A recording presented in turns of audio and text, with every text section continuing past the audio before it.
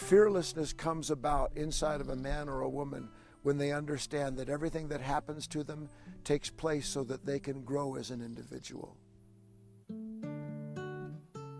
When you were small, did you ever have your mother or father say, you know what, it's time for you to give up these tennis shoes, time for you to give up your stick horse, time for you to give up that doll, or whatever it was? All of us went through that. They knew what we couldn't know. The real pony took the place of the stick pony. A real relationship took the place of a doll. When life seems to take something from us, it is giving us an opportunity to discover that within us already lives something that is ready to open, to blossom, to mature into a new order of being that is no longer tenaciously clinging to what it fears losing.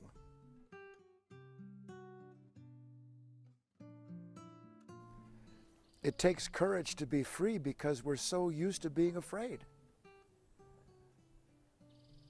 Most of us don't have any inkling at all how much of our time is spent pursuing things that we believe will help us be fearless, or protecting the things we've acquired that are a source of fear.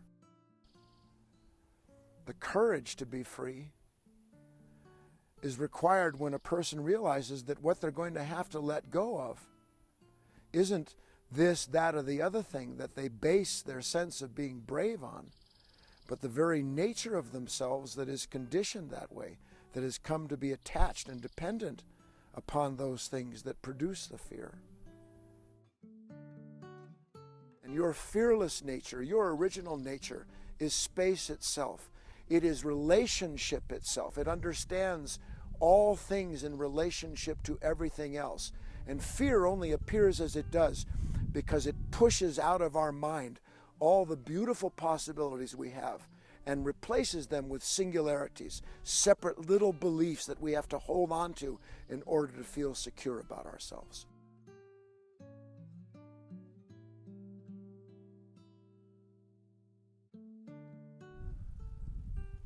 Beauty and freedom go together in much the same way that sunlight and an open field go together. You have to have one to be able to see the other. Without freedom, how can a person know beauty? And without beauty, what good is freedom? So these things, like a tree that reaches up to catch the sunlight, the petal of a rose that opens in order to catch the warmth that it needs, and beauty and freedom belong to each other. If there was a single idea that I could leave